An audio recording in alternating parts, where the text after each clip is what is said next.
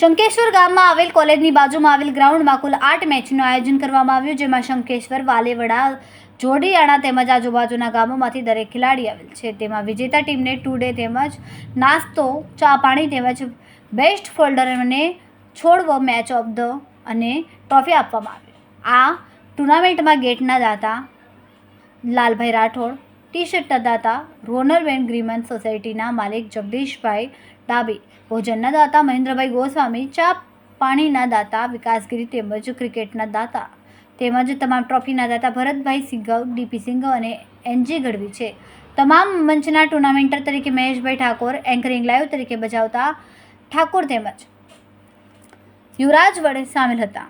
તેમાં લાઈવ ટેલિકાસ્ટનું શંકરભાઈ ઠાકોર, આ ટુર્નામેન્ટમાં સેવા બજાવનાર જયેશ રાવળ, રોહિતભાઈ રાવળ, ઉત્તમ સાધુ, ધરમસિંહ ઠાકોર, વિજયભાઈ, હિતેશભાઈ નાઈ, વિનોદભાઈ લિંબાચિયા અને ખાસ આ ટુર્નામેન્ટમાં વોઇસ એન્કર સાધુ ભૂરાભાઈ દ્વારા ક્રિકેટ મેચનું એન્કરિંગ કરવામાં આવ્યું. રિપોર્ટર દિલીપસિંહ જાડેજા, શંકેશ્વર, પાટણ.